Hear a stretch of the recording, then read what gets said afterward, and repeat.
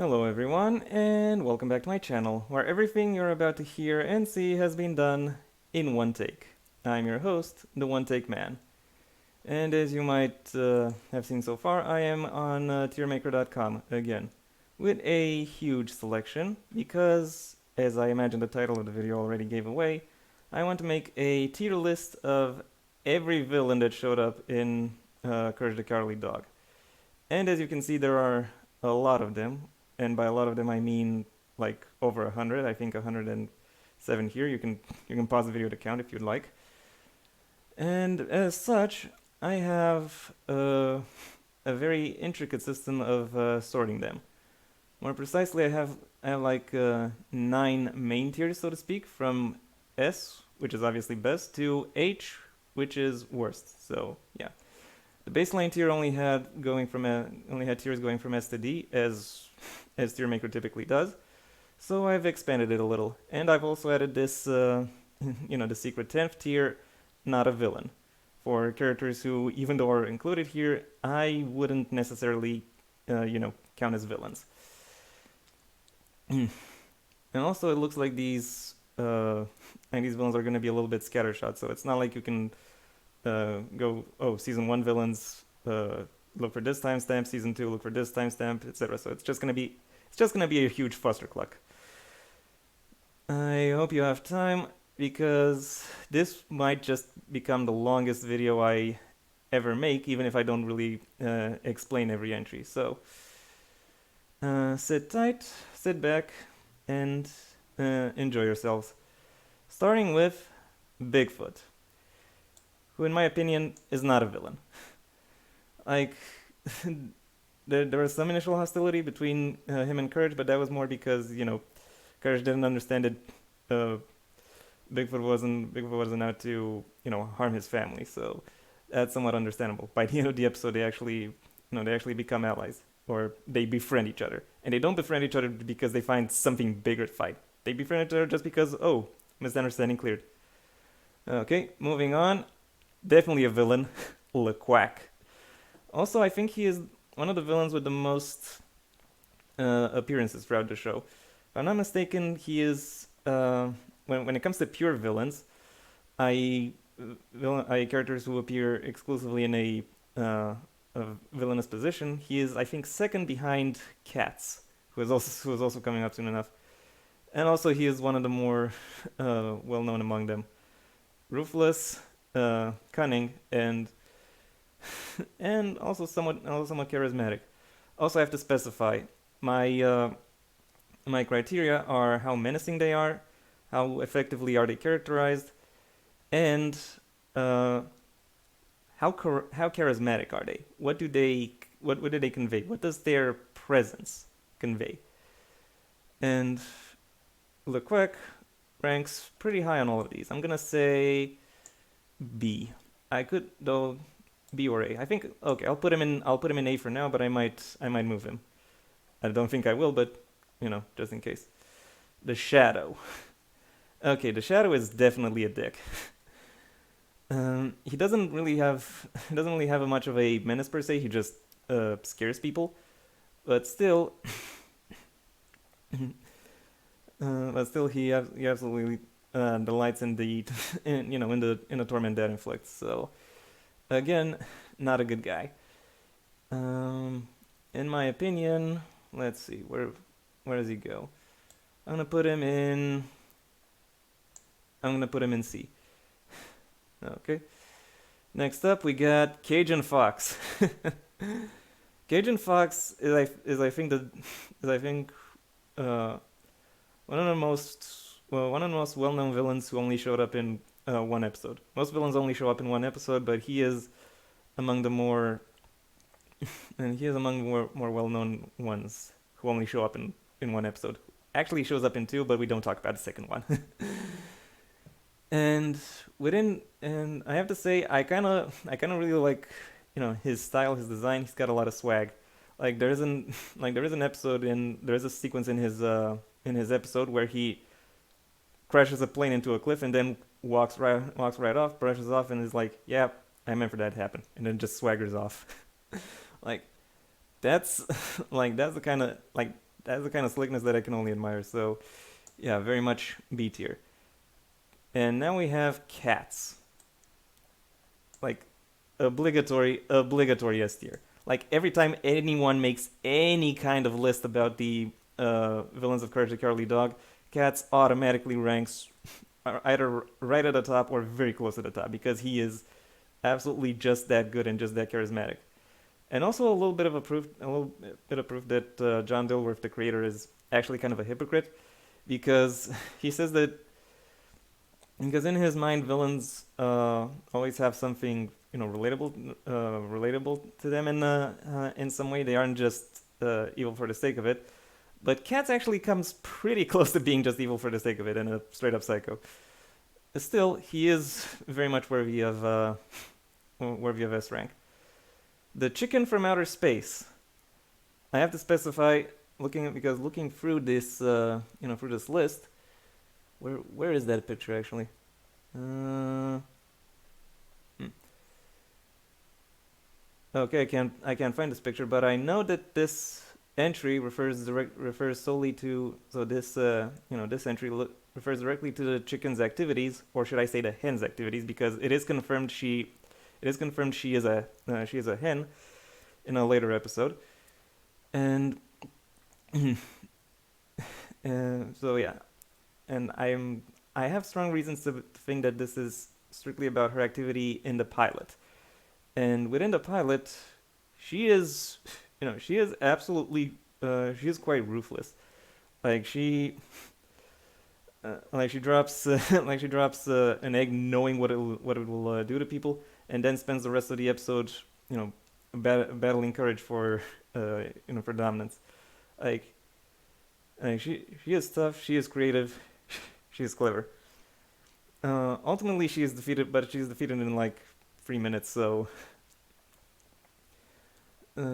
yeah, I'm gonna say, but still, she leaves a lasting impression. I'm gonna say she's definitely she's definitely above the shadow though. I'm gonna go,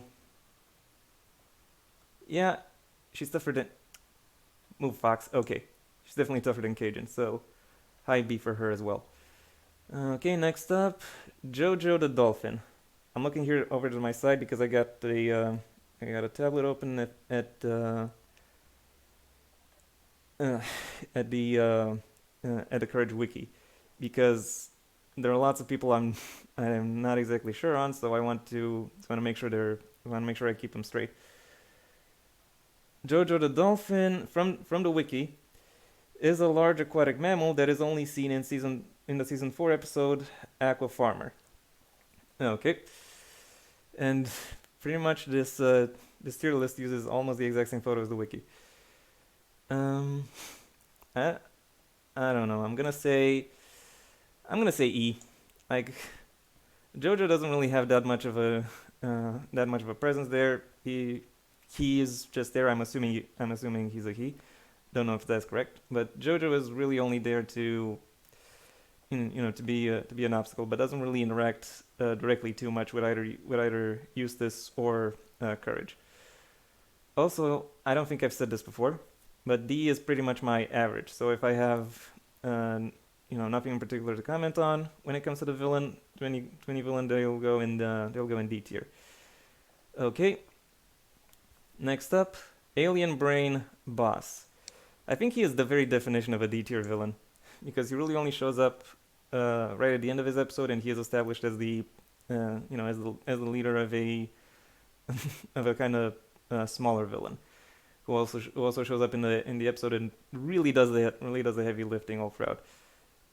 His deal is to capture emotions or sensations and incorporate them into himself, and ultimately breaks apart when he has too many of them. Also, I will, yeah, I should probably say this. I am going to go into some spoilers, making this making this tier list. Overall, like, yeah, I like his I like his design, but there isn't really much about him that really stands out. So for now, he's in high D. Mad Dog, Mad Dog and Kitty, right next to each other. Okay, let's get over this. Mad Dog is a Mad Dog is a domestic abuser, and yeah, the fact yeah, I'm not really as blown away by the fact that Courage actually actually had the balls to pull this off because a lot of the central premise of Courage the Cowardly Dog is actually quite reminiscent of abuse. Like just think about the relationship between Eustace and Courage to get to get my drift, and also the relationship Eustace has with his family. Like it's all quite transparently abusive. So yeah, the fact that Mad Dog is there and is a little bit more explicit, yeah, that's not particularly surprising. But I will say he does embody that does embody that quite well. Um, Sadly, he doesn't really get a lot of characterization, but still, I think he goes high C, like above the shadow. But still, I still don't think he's good enough for like B tier or some shit like that. And now Kitty. Kitty is a visitor at the Bag Farm who actually runs away from her girlfriend, or the girl she has a crush on, because she is taken over by Mad Dog, and yeah, that and because of Mad Dog, she carries a lot of resentment, which she lashes out with against Courage. I will admit she has a bit more dimension than Mad Dog, but overall she doesn't really have she doesn't really have the same air of menace. But I do think her general charisma works somewhat better, which is why she's going a tier above him. Okay, now this guy. This guy I don't recognize. I'll return to him soon enough. Perhaps. Let's see the cutouts. Maybe there's a hmm. Okay, there's no wiki entrance on the cutouts. Uh, and I don't really recall much about them anyway. They are cutout silhouettes done of Eustace and Muriel uh, by some shady guy, and they slowly take over Eustace and Muriel's lives. I'm, I'm not exactly sure how Courage defeats them, but also I don't really recall anything about them. They're just like they're just evil versions, eviler in the case of Eustace, of the regular characters, which I have to say is not particularly impressive. So because they're not particularly memorable, I'm gonna stick them in F tier for now. Okay, and this old guy, I really, I'm gonna spend a little time searching, and then I'm gonna go back to that. Oh, okay, I found a dead end in my search. Uh, Moving on, the major and the general. I'm I'm not gonna rank them together because reasons, but I will talk about them together because they both show up in kind of the same situation. It's when the it's whenever the show wants to pull off a government conspiracy TM story, and and these two are always shown as fighting each other at least as much as they are fighting, whatever it is they're trying to keep from leaking. So and yeah, they're not particularly menacing in and of itself. Charisma, not much. Or okay, characterization, not much. Charisma, well, they're pretty much a one-note joke. So if you find that one note funny, you're probably gonna like them. But me, not particularly. I'm gonna say F tier for the lieutenant or major or whatever he's supposed to be, and the general. Mm, the general gets a little higher. I think I like his design better, and that's the only reason. Okay, two guys I don't know. The old goat. The old goat who uh, he only shows up in one episode of season 4 and is protecting uh,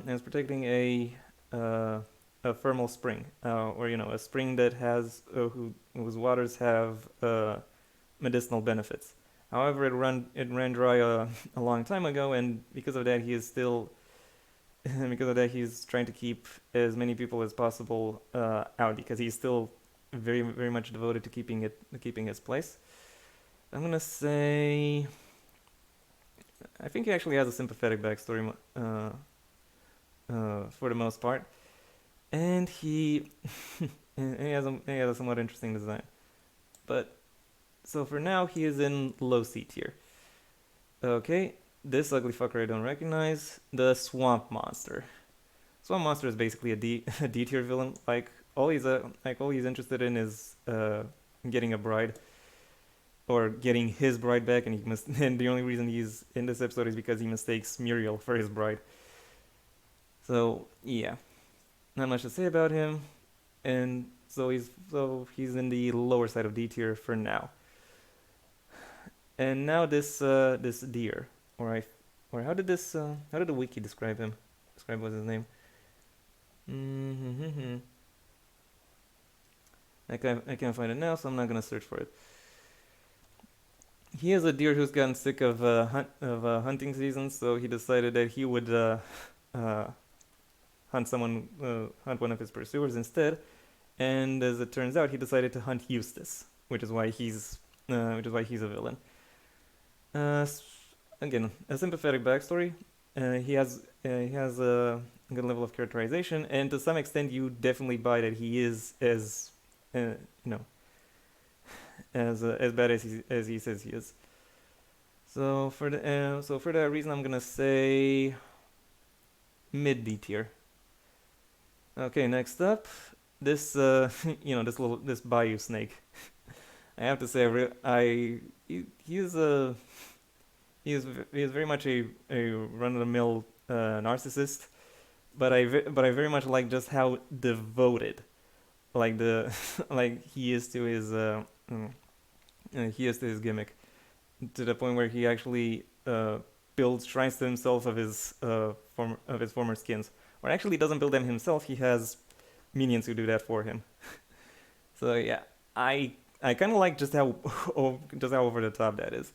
For that reason, I'm gonna say he goes in a low C tier. I might move him around, but for now he's low C tier. Interesting distribution I have going for now. Okay, moving on, we got the Windmill Vandals. These guys go actually a bit higher. Let's give them low A tier because they are one of the first villains we encountered in season 4, but they absolutely fit, and I think they absolutely fit any would fit in any season because they very much are do a great job at establishing not just the quality of season 4 overall, but just how good the show in general is. And they act as a very good throwback to a very good throwback to the initial seasons of Courage, with how they're presented and how their menace is established. They definitely deserve a place in the upper echelons um, of this tier list. Yeah, okay, I want to say something more, but I'll stop. Dr. Gerhardt. Dr. Gerhardt, who wants villains, and then who wants neighbors, but then there is his house, who very much opposes that. Hmm. Overall, like I can't really say anything about him other than the fact that he is somewhat well spoken, and kind of has a bit of an old world charm to him. But otherwise, I'm gonna go uh, low D tier. His house, however, is quite a bit more boring. So I'm gonna say E. E for the house. Then there are these. I think there are. I'm not sure if they are rats or raccoons. Let me see.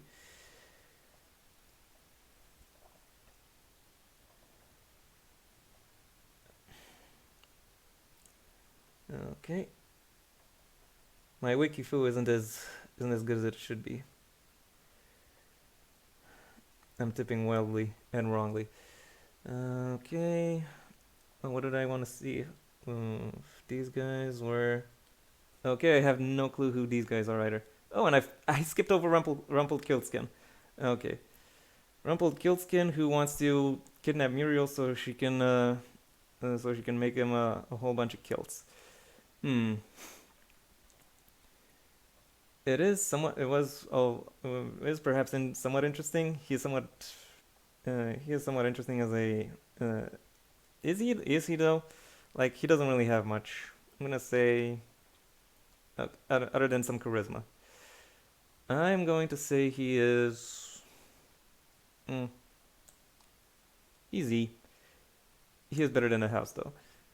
Is he as good as JoJo? Mm, yeah, he's more charismatic than JoJo. So yeah, top of E tier for now. These rats, I think or raccoons. I don't remember. The beavers. The beavers. I know they're in one of the first episodes of season 3. They build a dam that keeps the water out of nowhere. And if you've seen the bag farm, and you know it's built right in the middle of a desert, so keeping them already out of water, yeah, that's ruthless. So they get a lot of, so yeah, they score relatively highly in Menace. But otherwise, I remember nothing about them. So I'm gonna say um, top of F tier for now. This guy, I think has an entry in a. Okay, I okay, I can't find him here, so I'm gonna skip ahead to this guy, Chief Wiki Wiki. Hmm.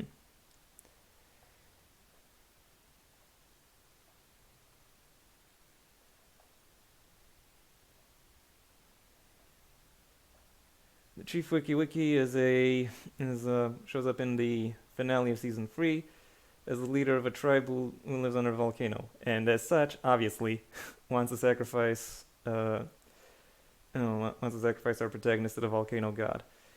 I think he's kind of boring, so I'm gonna go. Yeah, G. G sounds G sounds kind of fair for him. The top of G for now. The King of Flan, H tier, like just the worst villain out there. Like just the worst. Like he is completely like he is uncharismatic. His design is boring. He's I mean his menace is okay. He does carry some level of menace through his through his hypnotic ability, which is actually which is actually artificial. As in it's not intrinsic to him. He uses technology to make it happen, but still he does have access to technology and control over it. So that does give him some level of menace, but he is otherwise uninteresting in every way. So H tier. The evil veterinarian.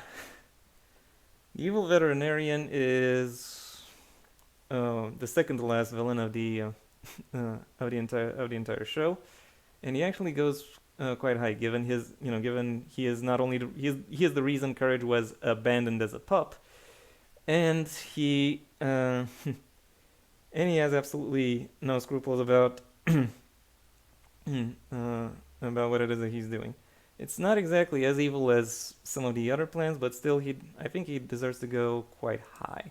I'm gonna say, yeah, I'm gonna say the lower end of B tier for now, or actually, just in general. B tier might become a little crowded, but I'll take it. And now we get to Elisa and Elisa Stitch. These bitches. I've heard that these bitches are based on a similar figure from a Studio Ghibli movie.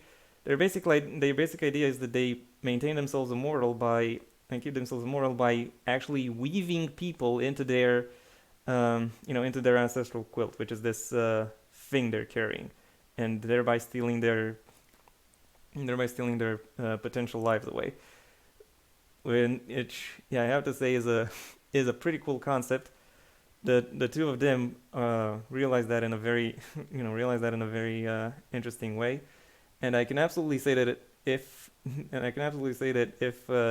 their episode was part of like season 1 or 2, they would have fucked kids up. Like it kind of shook me, and I'm a grown ass man, as I've as we've already established.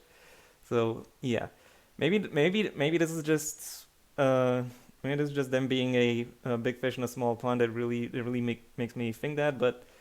I but I think but still I see them as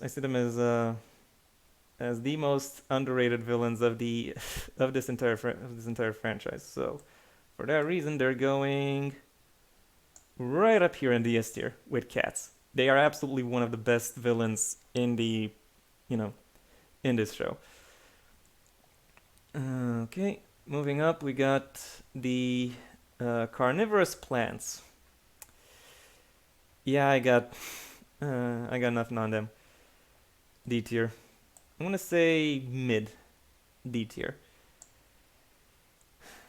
Uh, the idea behind them is that they were is that they were planted there as a, you know, as the to be tested as experimental weapons, and to that extent they do have some level of menace, but their designs are kind of boring and they have no characterization.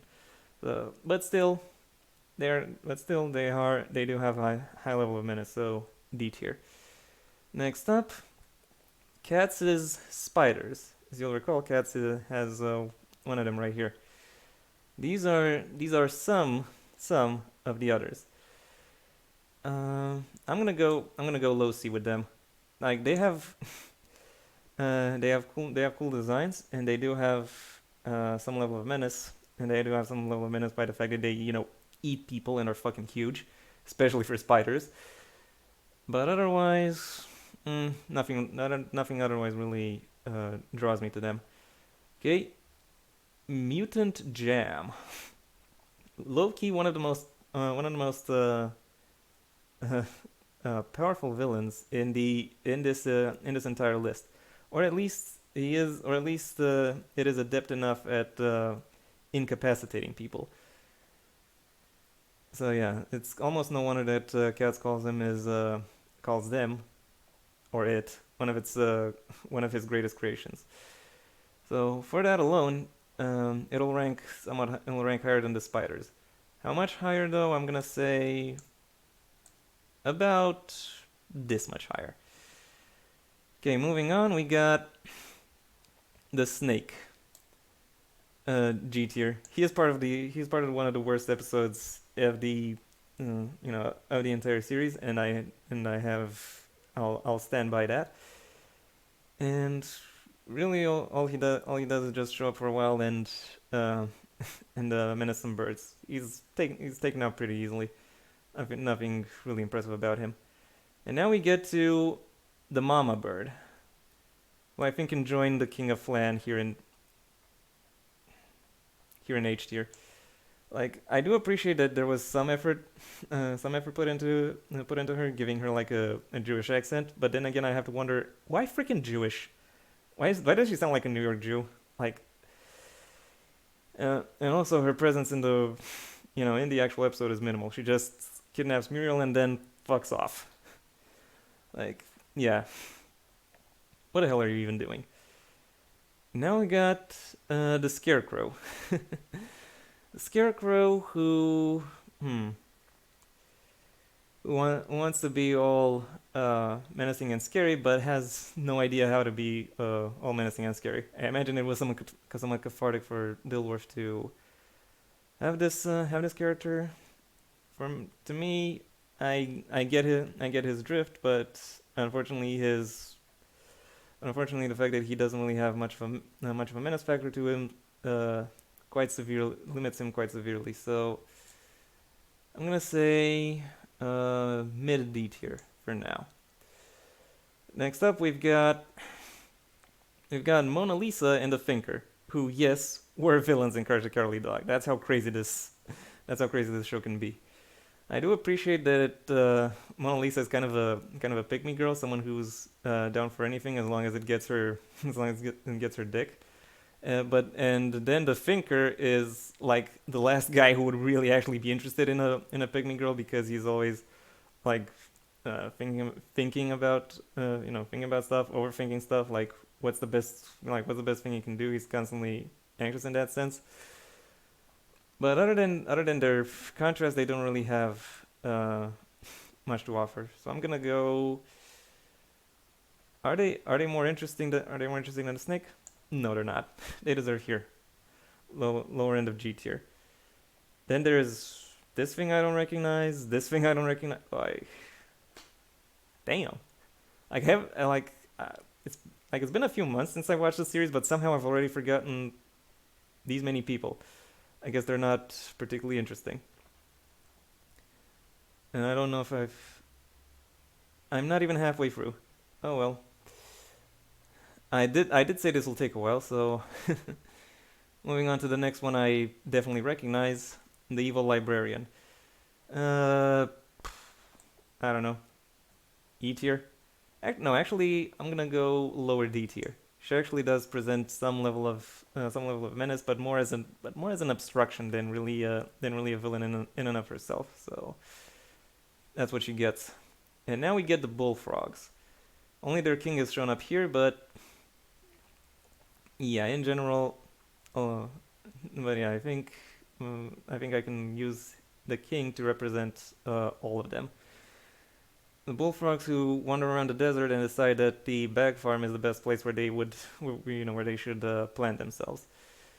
Uh, what I find somewhat funny about about the bullfrogs is the fact that uh, they persuade or force um, Eustace and Muriel to also become, to also behave like frogs, and they turn into frogs as the episode rolls on. So there is some level of menace to them, but otherwise, I don't know. They're kind of boring. I'm gonna go high D tier for them. Not as interesting as the big brain here. Ai Shen, also known as the Evil Empress. Someone who through the use of her powers uh, is able to control uh, her empire. What exactly her powers are is never really officially stated, nor is it really officially shown. Like a lot of what makes her powerful comes mainly through um, comes mainly through comes mainly through how other people react to her.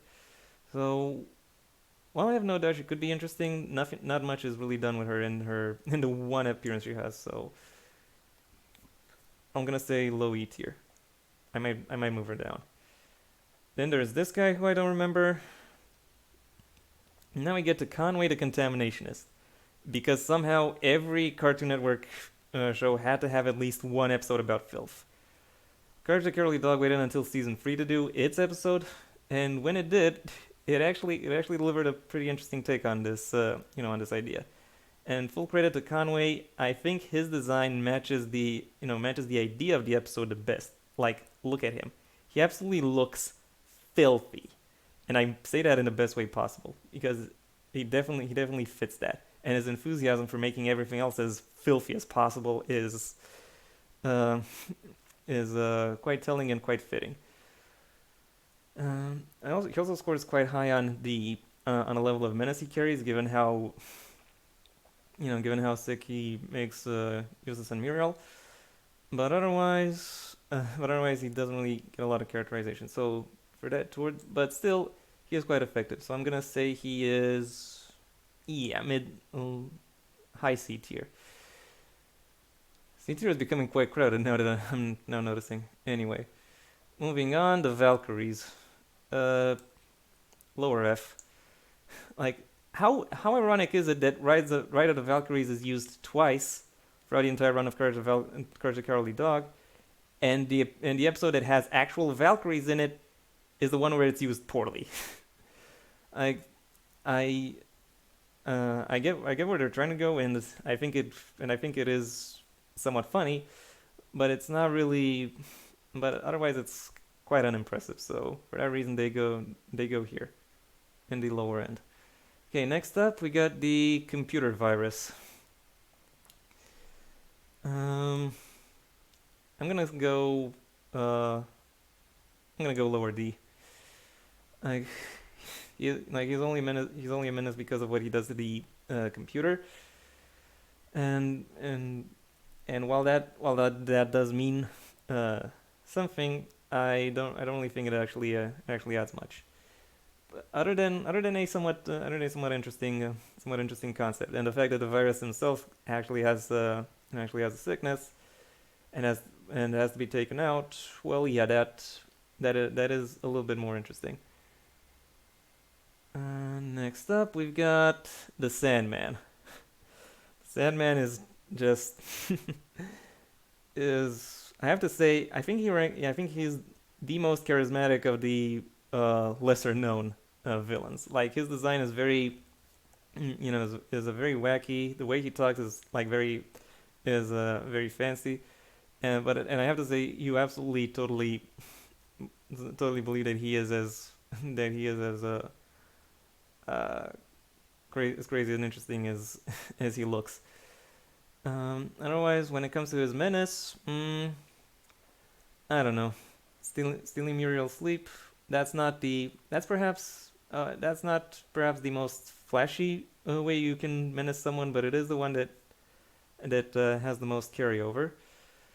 Also his characterization kind of kind of trembles, but overall, I think he's still a an interesting villain. So I'm gonna go with higher C tier. Like, yeah, it's definitely more interesting than Mad Dog. I'll say that much. Next up, we've got the Storm Goddess. AKA, is it obvious that X Men came out around the same time? And Halle Berry was cast as Storm? A Storm Goddess who lost her dog Duncan and thinks courage is Duncan. I don't know how much of her godly powers we actually get to see though, but I do have to admit the concept behind her is a bit more interesting. So she gets, I'm gonna say, the middle of D tier for now.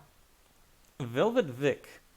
Velvet Vic is actually quite an interesting character, and he is, I think, the first villain where it takes both Shirley and a computer uh, for courage to figure out how to how to defeat him. So when it comes to his level of menace, he is actually quite high, and also he is the first one to figure out how to how to actually make himself just just that little bit tougher to defeat by breaking the disc he was originally imprisoned in. Um, but otherwise, his design is kind of it's kind of boring. Like when your design is just some guy, like that's not much, and that'll definitely hinder him. It'll hinder him, but not by much. He is still, I'm gonna say, top of D tier, or close to the top of D tier. The Ulcer. Mm.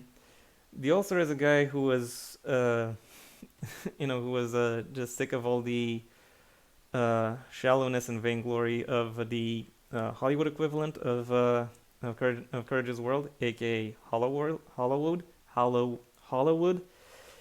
and and because of that, he grew an ulcer that was so big it eventually, it eventually not just swallowed him up, but also swallowed an entire cabaret up.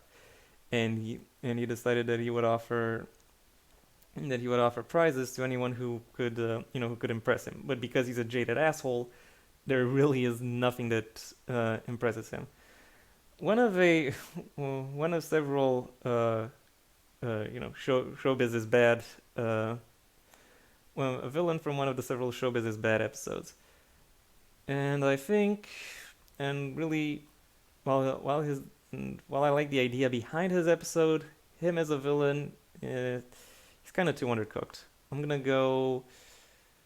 Um, yeah, I think higher end of E tier is where he really should be. These guys I don't recognize, and the Fissionary. Fissionary is um, is some bitch who is part of a society of fishes, who decided people don't deserve to live on the surface and have industry and all kinds of stuff like that. So she decided to so she and the others have decided to bring people down in the sea so they would live as fish. I I'm not particularly impressed by her, but simultaneously there is some effort put into her thought. So I'm struggling between top of G tier and somewhere higher on the F tier. I think Hmm.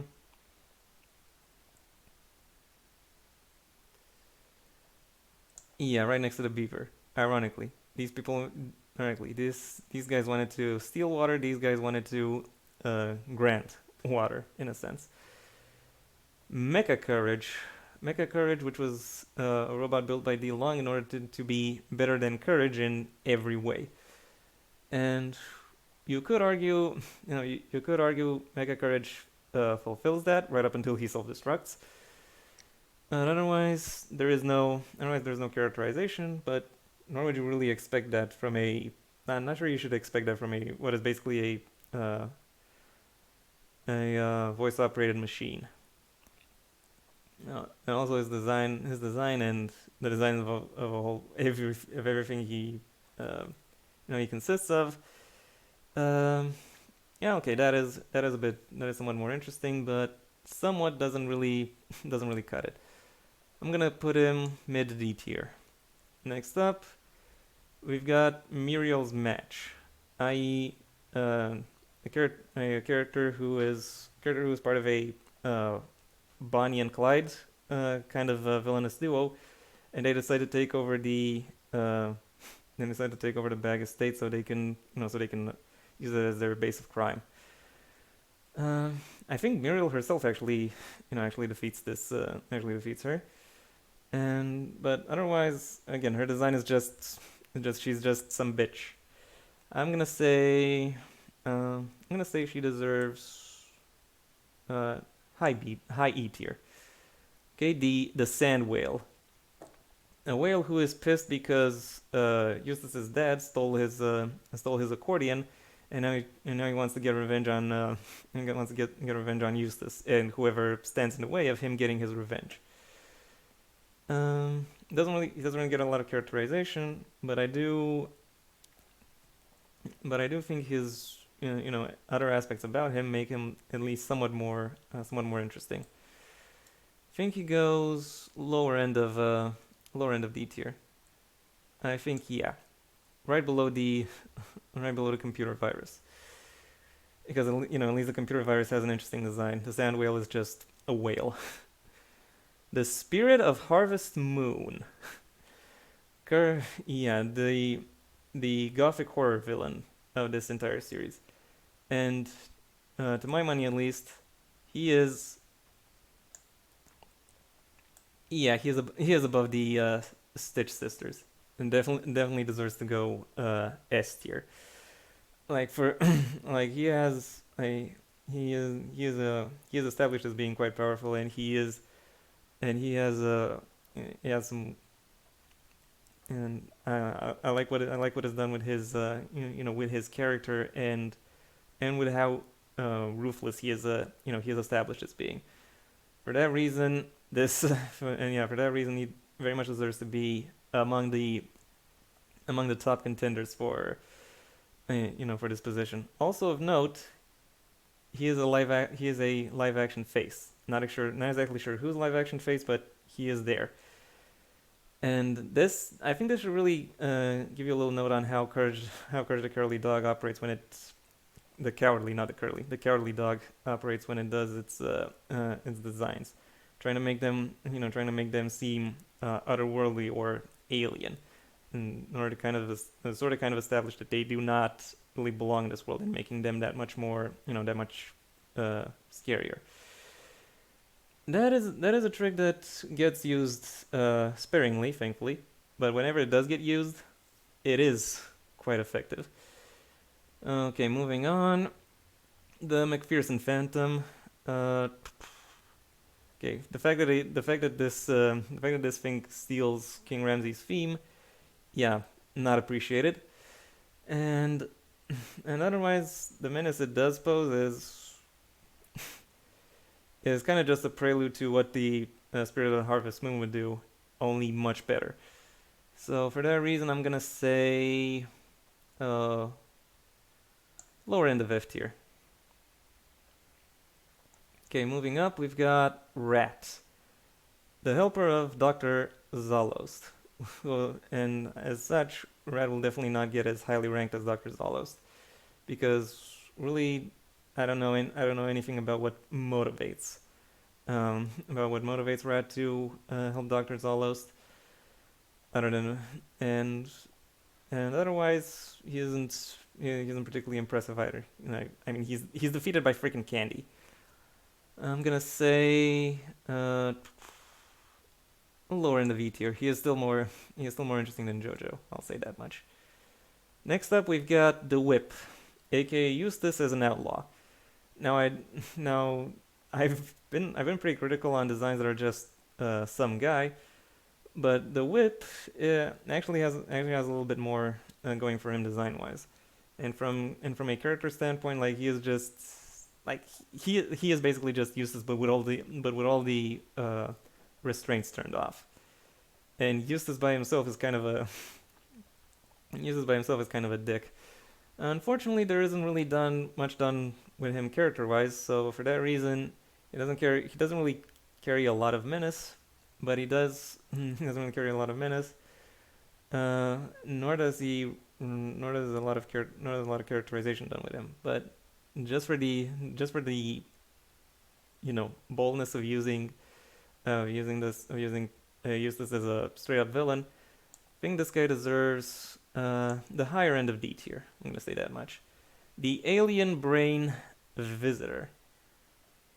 The Alien Brain Visitor will definitely get higher ranks than his boss. The only question is how high. Low C, low C or high C. I think I think low C is fitting for him because he doesn't really have the because he is while he is effective, not really there isn't really much else about him that we really no one can really bond to. So for that reason, he just goes here in low C. Next up, Kangaroo Monster Eustace. Only shows up in half of one episode, and okay, I do admit he is once again Eustace, but without any restraints. And also he is extra empowered, so there's a little bit more menace to him, and the mm, and also a lot of the charisma necessary for him to project the menace he actually carries is quite high, but also the characterization, he's basically Eustace. I'm gonna try to ignore that because reasons.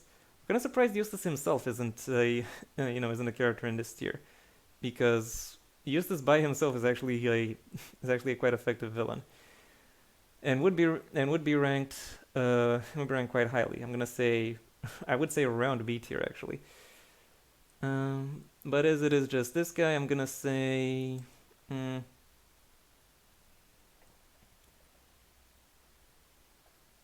gonna say higher end of B tier.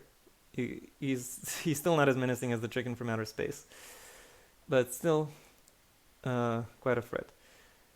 Next up, we've got these aliens, whose names I forget, but I know their gimmick, and I have to say their gimmick isn't particularly impressive. I'm gonna go.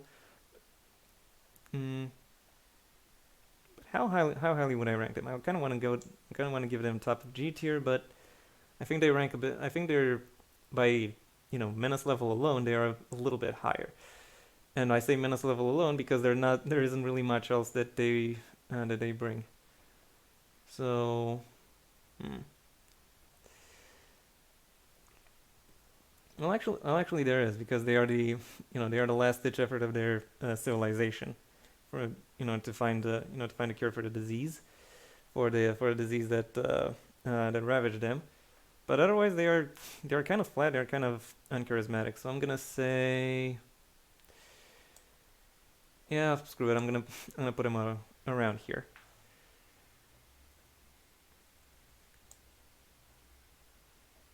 Around here. I'm gonna shift around a lot. Carmen, not a villain.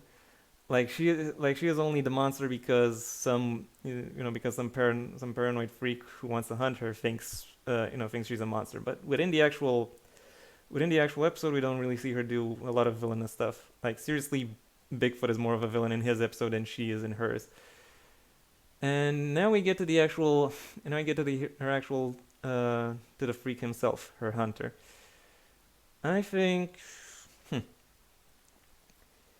he is just some guy, but there is some effort in making him at least look ruthless.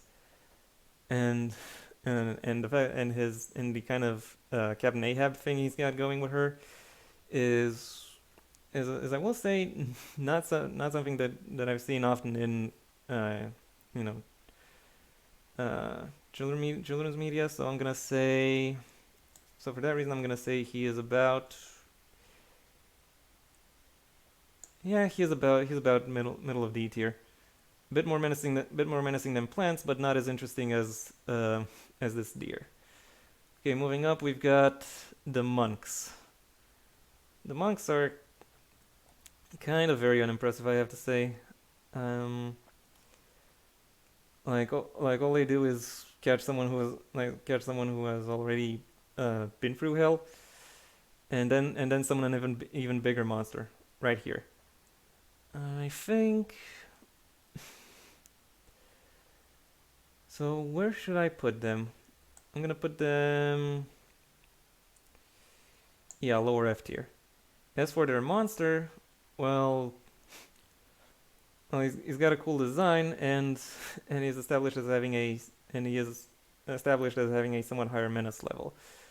But aside from that, he is kind of lame. The bottom of E tier suits him. Also, the fact that both the monks and the monster are defeated by just being given stylish coats is like really pathetic. The computer, not a villain. Like, okay, he does insult courage, but he also gives him a lot of insight on how to defeat the and how to defeat the various villains he comes against. And aside from Mega Muriel the Magnificent, which yeah okay, um, he is actually a net force for good, much more so than Eustace. So the fact that the computer is here but Eustace isn't, like that's just a travesty in my mind. Uh, okay, next up, Dr. Zalost. Dr. Zalost deserves position right here with the superstars, I swear, because a lot of the menace comes from his tower more than from him directly. But I do think that it is quite telling, and he has a lot of and but I think his general charisma is done quite well because he feels sorrowful as as you can tell from his name, which is derived from the Croatian word žalost. Uh, and he does, to his credit, actually try a whole bunch of ways to alleviate that. He asks his rat companion for a hug, doesn't get it. He thinks money will solve his problem. It doesn't. So yeah, whatever he tries, it doesn't work. The only thing he finds, the only thing I think he finds really some kind of interest in what led to him, or allowed him to build his tower. And that tower, and his, uh, and his willingness to, to employ it quite recklessly. Yeah, that definitely earns him a rank right here with the superstars. For right now in the lower end of A. Maybe I'll move him to B, but I don't think I will. Mr. Nasty, an extraction of the worst aspects of Eustace's personality, and and one of the real and another one of the villains of the showbiz is bad variety. Uh, given he is basically Eustace, but with all the interesting stuff cut out. Uh, yeah, he doesn't really go that much higher. He's not even more menacing than a house, but he is more interesting than this than this stone monster thing. So lower end of so lower E tier, lower half of E tier is where he fits. D Lung, watch where you're going, you fool. This man, this man wakes up every day and chooses violence. Every time we see him, he absolutely decides to just like be a menace, be a menace, be a nuisance, be anything. And when he actually decides to be villainous, like he pulls it off perfectly. Courage the Fly, Courage versus Mecha Forge, Squatting Tiger, Hidden Dog. Like this guy is a beast, but only when he wants to, which thankfully isn't that often. For that, for that reason, because he's in many ways a prodigy who allowed that who allowed that to get into his head. He actually is one of the more he's actually one of the more interesting one of the more interesting villains. Even though even though he's just a guy design wise, he is he is interesting from a whole bunch of other perspectives. So that's why he goes in the higher end. Yeah, higher end of B. Yeah, above Eustace definitely, and above Kangaroo Eustace. But not as high as the chicken because the chicken is still the chicken is still very cool. Next up we got Mustafa Al Bacterius. And the only reason I know that is because it was mentioned in a YouTube video about about the villains of Courage the Cowardly Dog. Like he doesn't even show up in the wiki. He is that obscure. What is his deal? Well, he kind of just shows up in the in the space episode of Courage the Cowardly Dog because of course there is a space episode of Courage the Cowardly Dog. Takes over Muriel's mind and makes her do a whole bunch of weird things. And the only reason he is memorable in any way is because he shows up when in the episode that definitely has the highest stakes, but acts more as an obstacle than a main threat. So so for that reason, I think he deserves. So for that reason, I think he deserves a relatively high placement. I'm gonna say, yeah, next to the computer virus. That's kind of where I see him.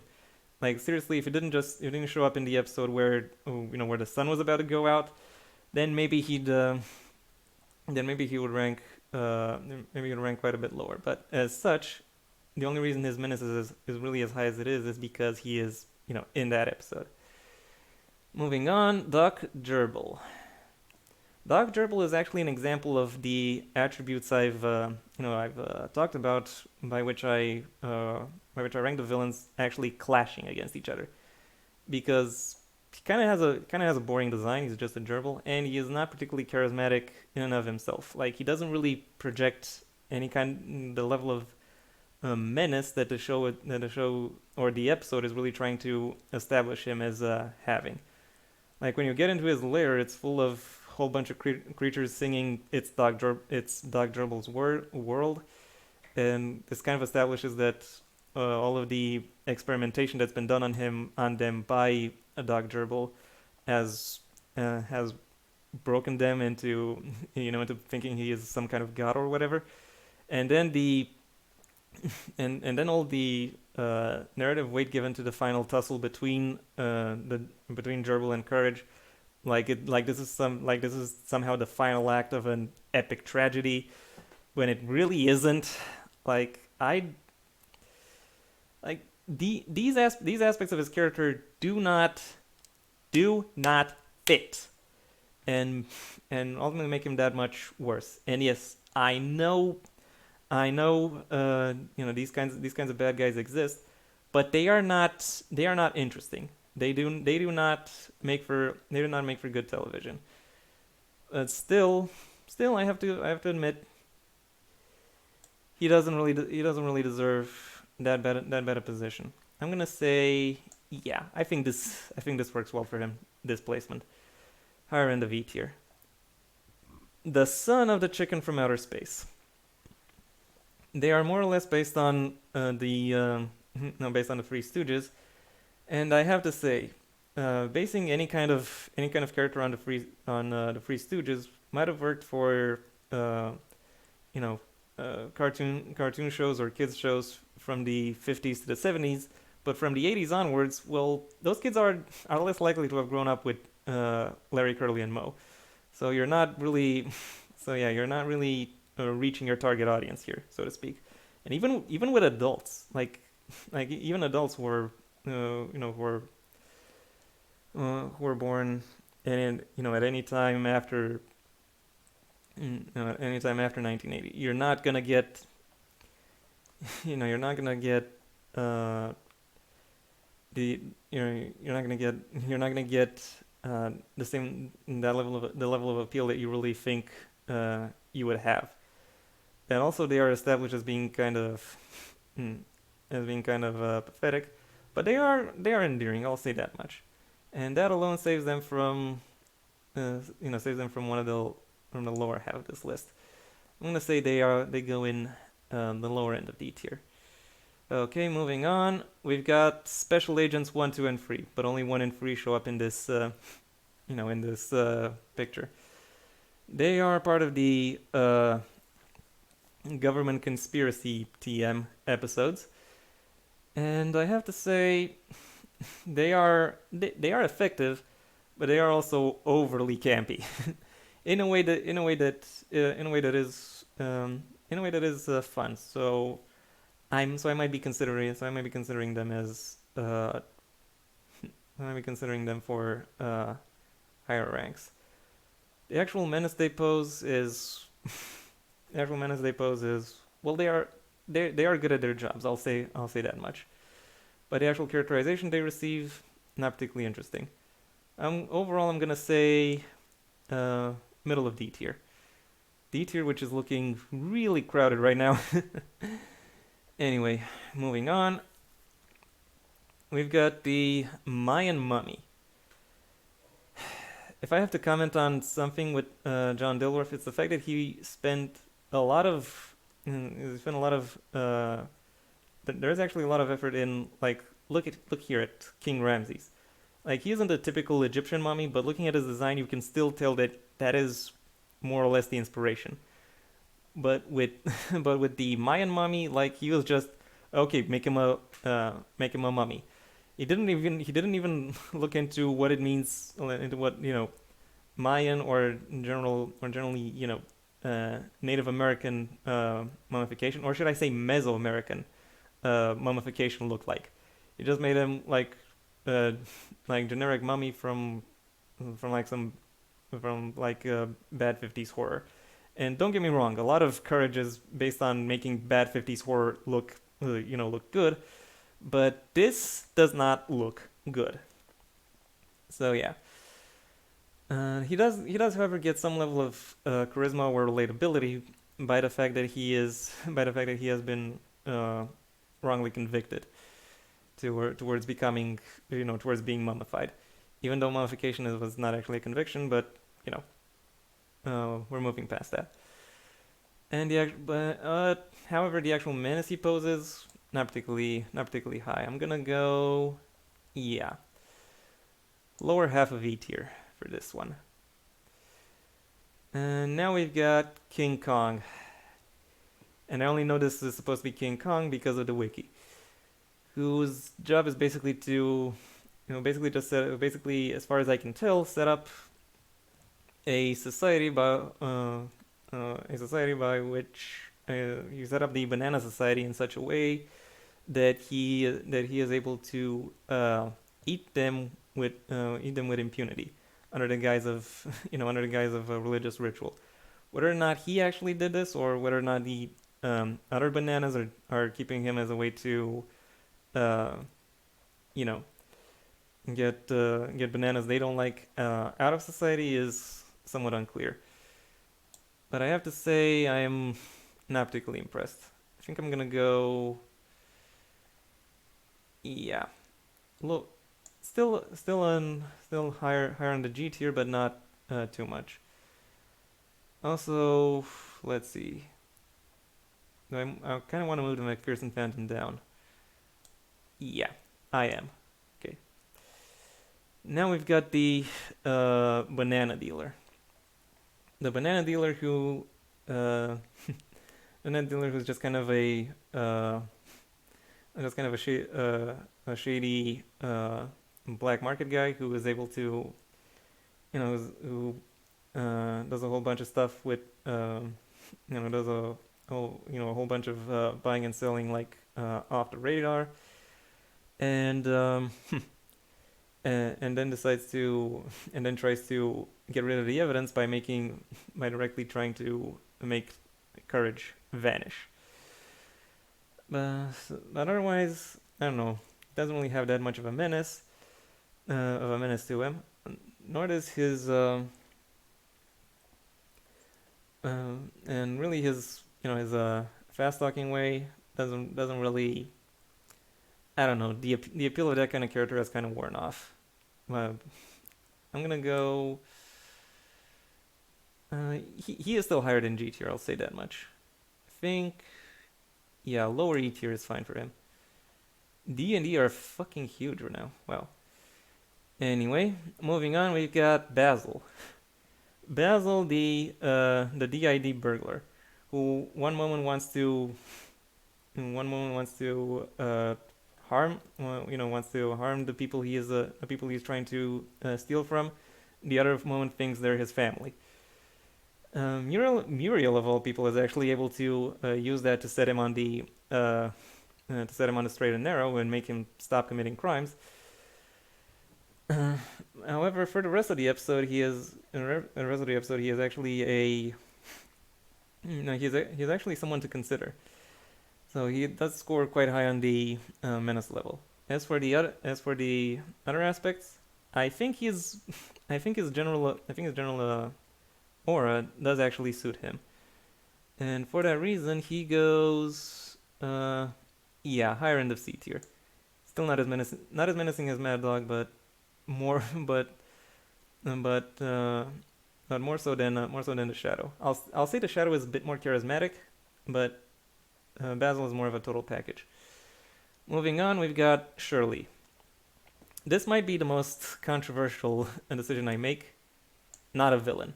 Like, she shows up in 5 episodes, and of those 5 episodes, it isn't free that she does anything that actually menaces the character. And of those three, none of those are really her own volition. Like, none of those are actually none of those are her, waking up that morning and choosing violence. Violence just happens to be violence just happens around her for for a wide variety of reasons. She actually helps Courage in quite a few instances. And actually, in all of her instances, she helps him. Like, she even helps. Like, she does, so to that extent, she does actually clean up her own mess, which, you know, which is actually admirable. Um, as for how I would rank within this tier, no, I'm not ranking within this tier. Screw it. And now we get to Jeeves, the evil Weevil, who, who comes into Eustace and Muriel's life, presents himself as as their butler, and then proceeds to drain Eustace and Muriel of their life. Like, he actually is more of a I'm gonna say superstar villain. Like, he definitely belongs up here somewhere in A or B.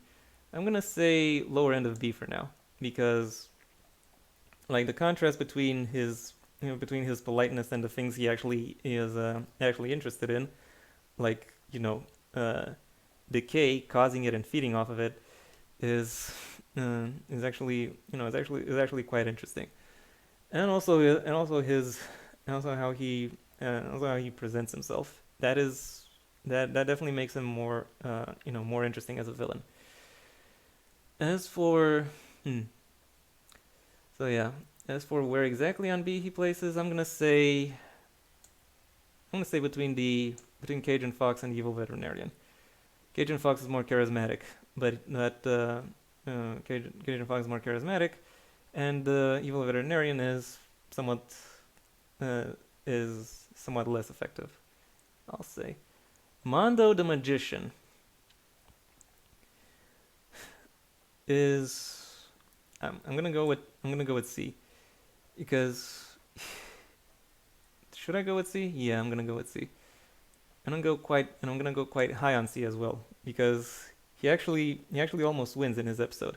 Also, I'm somewhat surprised that of the five episodes that Shirley was called up for, none of them actually featured Mondo. He only or not or was the one featuring Mondo because he only showed up in one episode. And in his one episode, he actually tried to take Muriel as his bride and was almost effective. Was almost effective, but Courage was able to defeat him way too easily. Still, he does have a high degree of menace in in that regard. But with but with everything else, he is kind of I don't know. He's kind of just uh, he's kind of average. Okay, his design is above average, but his charisma or his relatability, his characterization doesn't really feed into much else, unfortunately. And now we got Schwick. Schwick is kind of a okay. I'll admit this about Schwick. He is charismatic, and he has a and he has an interesting design. Though I've noticing that Dildorf kind of relies a bit too much on a bit too much on these kinds of eyes in his in his villains or in general his characters. So, but yeah, his deal is basically he's basically an extortionist, not much else. I'm gonna say he doesn't. Some menace. He has to some extent menacing, but not that much. Charismatic, maybe a little, maybe a bit. Let's see. I think higher end of D tier is is where he should be. Lower than the Bullfrogs? Yeah, lower than the Bullfrogs. Okay, next up we've got Robot Randy. Have I mentioned that this show has a lot of inspiration from 50s horror and sci-fi because this is the most 50s horror and sci-fi villain of this show has a giant robot who is sent from his giant robot species in order to conquer someplace else. Even though he himself doesn't actually doesn't actually want to conquer. He wants to carve reindeer or maybe even something else. Mhm. I will say he does actually carry quite a sizable degree of menace, and his other aspects about him are quite interesting as well. I think he deserves a place somewhere here. Well, where exactly? I'm gonna say right under the Sandman. Yeah, because he does even though he is more menacing, Sandman overall is just a better package, primarily through his higher charisma. Mm-hmm. Next up, we've got the Star Makers, not villains. The Tree of Nowhere, not a villain. The one villainous thing he does is give Muriel a sickness, but he only gives Muriel a sickness because Eustace wishes it. So yeah, he himself doesn't choose violence, and in fact is actually somewhat of a sacrificial. I would even call him a Jesus figure. Uh, okay, let's see. As for the Star Makers, well, they do not present any menace to the bags at all. In fact they're actually victimized by the episode, both of them. It's why they are the last of the Star Makers. Next up, the Great Fusili. Of all the of all the villains who only appeared once, I have to say Fusili is the one I regret the most because I have to say his voice actor Jim Cummings, by the way, really got Fusili, really understood what was what was going on in his mind and what makes him what makes him interesting and what makes him um, and what drives him, and that really comes through in how he, in how he talks, and in how he gives his pitch. He is overall, and then yeah, when you look at what he can do, uh, that is, that is that that kind of brings that kind of plays around with your head a little bit. And I say that in the best possible way. He definitely deserves to be among the superstar villains of this show. And yeah, I'm gonna go A tier with him. Lower A tier, but still A tier. Okay. Next up, we've got Baby Muriel. Baby Muriel deserves here the lower end of G tier. I, there isn't much of a menace to her. There is a little bit of charisma. I'll say that much. And otherwise, her characterization, she's 3.5 years old. There is no character to talk about here. The eggplants. The better use of Rite of the Valkyries that I mentioned when I ranked the Valkyries. The eggplants are the eggplants want to attack the Bag Farm and want to uh, and want to turn the tables on actually not just on the bags themselves, but on all of humanity for having turned them into food. Uh, so yeah, they do have that level of relatability to them. Their designs are, I have to admit, kind of a short stick because they're just eggplants with eyes and mouth. And the menace they carry, not particularly impressive. It would be more impressive if they didn't, bicker amongst themselves. Still, I have to say, they're in D tier, but I'm not sure if mid or lower D tier. I'm gonna go. I'm gonna go lower. I was more impressed by the sand whale, to be honest. Next up, the beheaded chicken of outer space. Isn't it weird that the beheaded chicken is more of a menace than the full chicken when you look at it? And also the episode "The Return of the Chicken from Outer Space," where we see the beheaded chicken, like is actually one of the best episodes of the entire show for how it's able to build its atmosphere, how it uses its music. Like it's the best. Like it's one of the best sci-fi horror pastiches ever. Uh, and a lot of that does come from the chicken and from how determined she is, even after death, to get revenge on Courage. So for that reason, I'm actually gonna rank, yeah, I'm gonna actually rank the dead chicken from outer space higher than the living one, about here.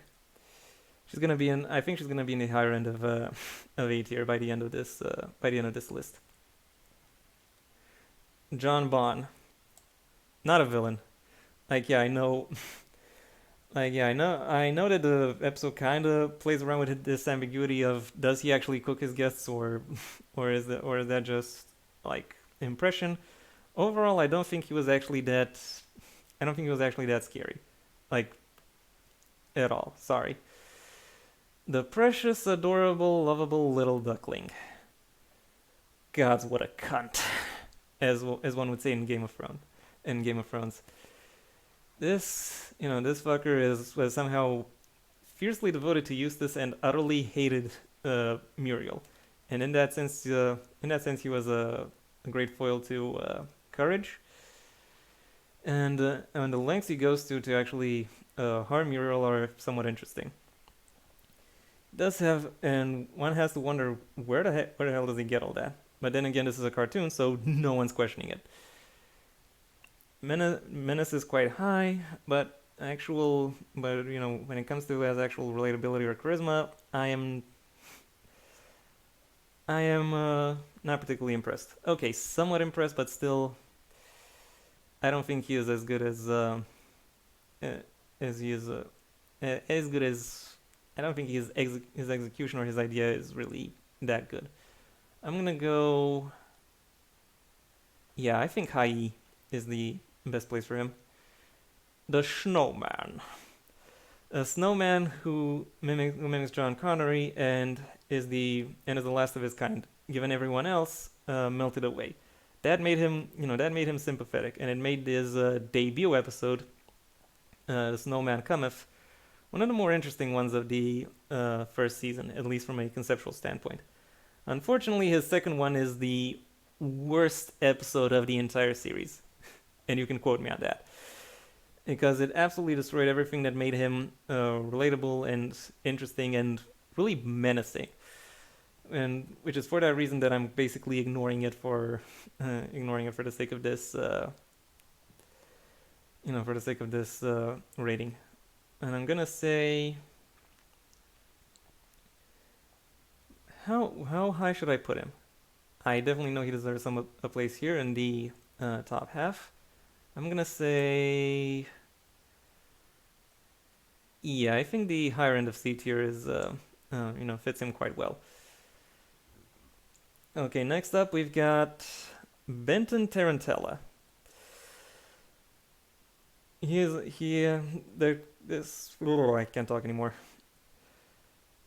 Courage the Cowardly Dog has a bunch of episodes about how showbiz is bad, and he shows up in two of those. In one of those, he's an amateur filmmaker who's actually a serial killer, and in the other, he is a reality show producer who's constantly egging Eustace to be mean to Muriel because that brings ratings. And I have to say his more dignified role is that where he is a his more dignified appearance is that where he is not just a serial killer but also a cannibal. So for that reason, so yeah, one where he actually has a lot of menace to him. I never really bought him as being charismatic, to be honest, but I do think that. But as for his general characterization, well he's just a deceptive dick who feeds off of the who in many ways feeds off of the misery of others. So that I'll have to say that pretty much puts him right here among the superstars, but not A tier. I don't think B tier even. I'm gonna say, yeah, let's say here, the middle of C tier. Is this actually the middle of C tier? It's close enough to the middle. The Queen of the Black Puddle. This character actually has, according to the wiki, the highest kill count of any villain. I I haven't counted, so I'm not going to try and counter that. And she somewhat interestingly seems to have more power outside of her realm than inside of her realm. Don't know what to make of that. Uh, and also by the end of her episode, a dog-like version of the queen shows up in Courage's bath, and I'm still not sure whether or not that is an alternate Queen of the Black Puddle in dog form or this Queen's persona, which is which might be interesting to think about if I may say so myself. Um, Overall, though, she does carry a lot of menace, but not a lot of characterization. But I do buy the charisma because she's not just some vaguely humanish figure. She actually has quite a bit more going for her, and a lot of that is realized in some very interesting, very alluring ways. So yeah, she is right here among the superstar villains. I'm gonna say lower end of B tier. Yeah, the not lower end, lower half of B tier. Okay, moving on. We've got this dragon who I don't really remember anything about, and I'm gonna say is higher G tier, just because. And now we got the Goose God, a Goose God who has a crush on Muriel and has a very elegant manner of speaking. He does carry a lot of menace with him, given he has the powers of a god. But otherwise, I don't know. Um, I'm not that impressed with him, despite his, in spite of his fancy way of speaking. Uh, and so yeah, while he has a fancy way of speaking, his design is kind of meh, and his characterization is kind of, it's kind of lacking. Like, I'm not particularly impressed. For that reason, I'm gonna say the Goose God goes in. Actually, he goes into high in the in a high D. Let's say that. Okay, next up we've got the Hunchback of Nowhere, not a villain. Big Toe, or rather, no, this is Big Toe, and these are his acolytes. This thing in general is called the Clutching Foot, and I have to say, the Clutching Foot had an, you know, the Clutching Foot appeared in 2 episodes, and it is really only in the first of these that I actually managed to get a good impression, or managed to give off a good impression, because it originally just showed up as an infection on Useless's foot, and after trying a bunch of home remedies, he thought he could just sleep it off. But then when he sleeps it off, he finds out that most of his body has actually been consumed by this foot, and it slowly consumes the rest of him. And then when Useless himself completely disappears, these guys show up. So I have to say that moment where Eustace realizes just how fucked he is, like that is like that is one of the best pure horror moments of this entire show. But otherwise, hmm, otherwise I really don't know what to. Otherwise, I really don't know what to say about him. I'm gonna say, otherwise he's kind of unimpressive, like just a stereotypical gangster. Yeah, I'll say, yeah. Move over, Fissionary. Okay, higher end of F tier, because I'm not generally impressed. Next up, we've got King Ramses. Return the slab, or suffer my curse. Like, iconic. Like, he is just iconic. He is one of the short list of villains that everyone immediately remembers when they think about this show. And and also, as I've said with Cats, he is also one of those villains that shows up on everyone's list because he is just because he is just that memorable and that threatening. I have to say, and for that reason, he deserves, yeah, the upper half of S tier is definitely his. I'm deliberating putting him higher than Cats, but I think Cats by virtue of having more appearances is um, uh, deserves to be higher placed. Okay, moving on. I think, hmm, I have to say I kind of have an unofficial rule that I want one S tier character from every season, and you could argue I have that, but that's only because I don't really have any from season 4 actually. I have one from season 2, but none from season 4. Oh well. Maybe they'll be here eventually. As for A, yeah, I don't know. Maybe I'll shift some people from B around. Maybe. Moving, but however, going back, we got the box demon. The box demon who just kind of the box demon who just shows up because his I don't know his slumber has been disturbed from the has been disturbed by Eustace, who wanted the money within the box that he guards. So, but we don't really know what what he's going to do with the with the people he catches. Also, we know nothing else about him other than the design that he has. These hands, and that he you know and that he is generally kind of a and he is supposedly a threat, but I don't really see how he is supposed to be a threat. but still cool designs, cool design with the hands. I'm gonna go upper half of G tier for him. The Duck Brothers. Uh, high upper half of F tier, to be honest. They are well. The episode they were in was nominated for an Emmy, but that was more for technical achievements rather than, was it an Emmy or was it something else? It was something else, and it actually won it, but it was more for technical achievements than anything like that. The fact that the fact that they mimic Ringo Starr and the fact that they do kind of argue amongst each other makes them interesting. But otherwise, I don't know. I don't find them particularly menacing or particularly interesting.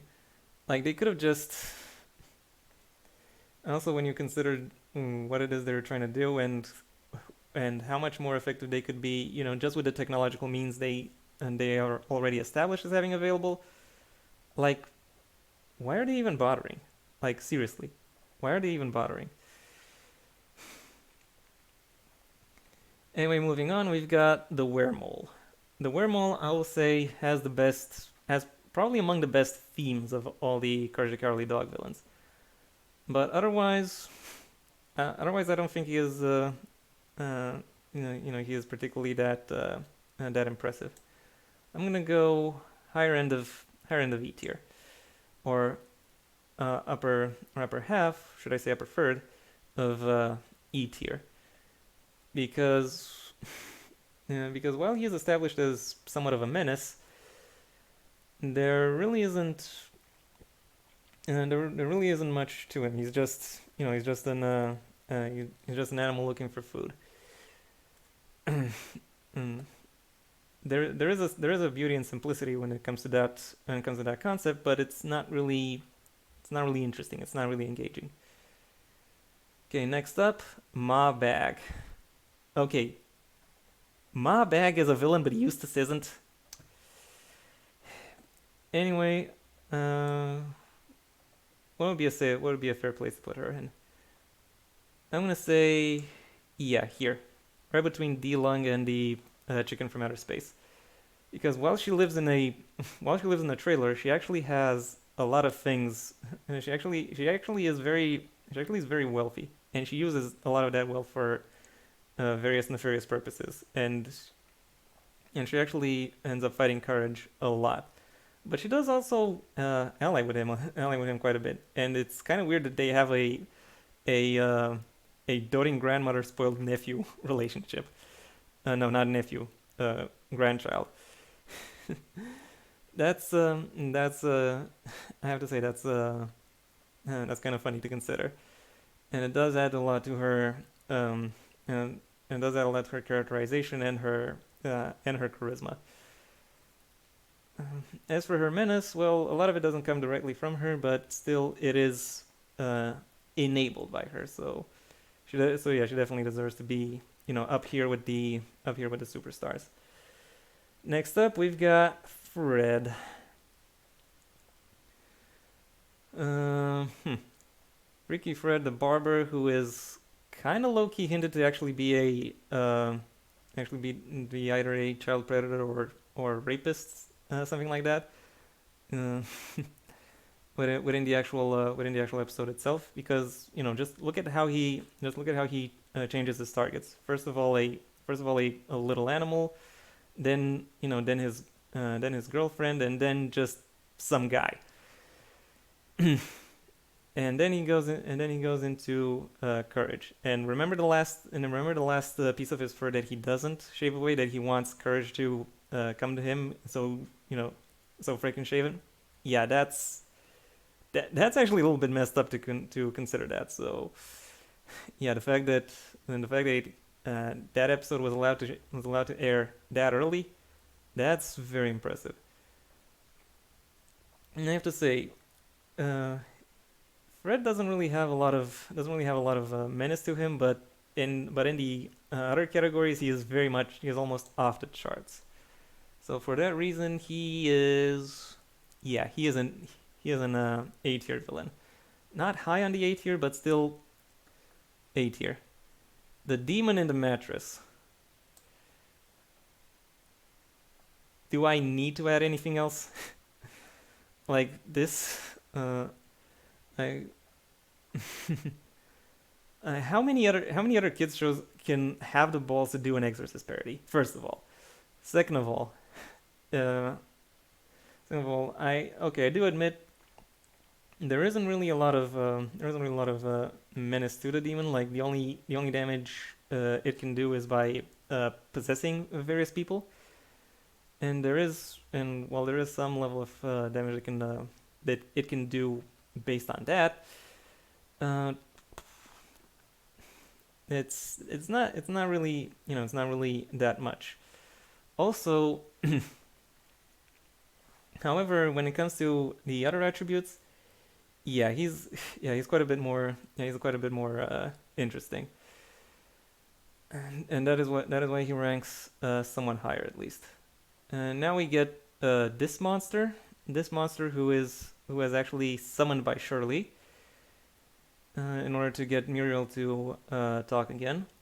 He's basically just a basically just a huge mindless brute.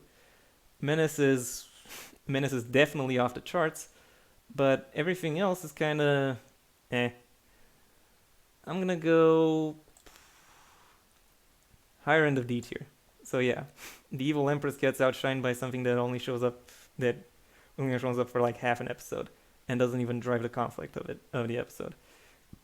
Anyway, moving on, we've got the perfectionist teacher. Mm,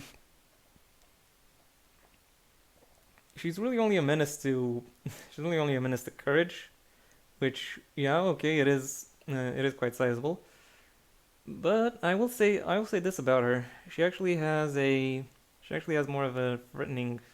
I will say this much about her. She actually is very she actually is very well defined, or she actually has a you actually get where where it is that she is coming from, more or less. So for that reason, I think no, she doesn't deserve it. A tier, but B tier. I'm gonna say yeah, low end of B tier. And then there are these guys who I don't know how to chart, so I'm just gonna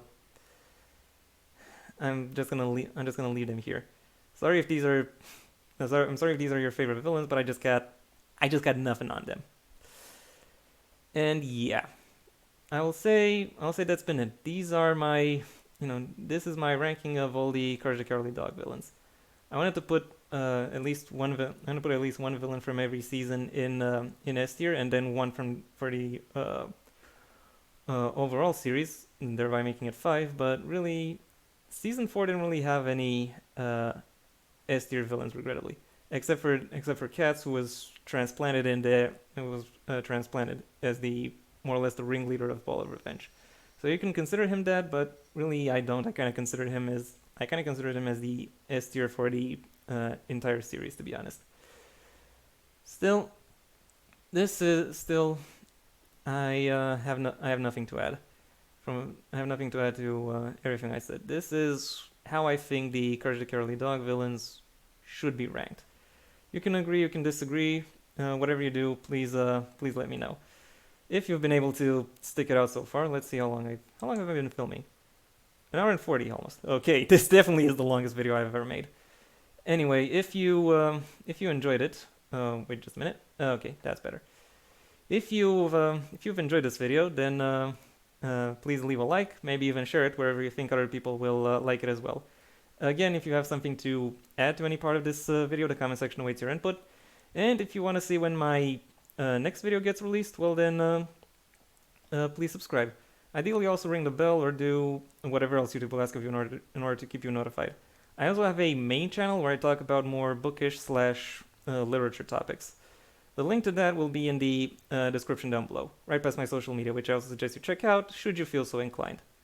Until next time, I have been the One Take Man.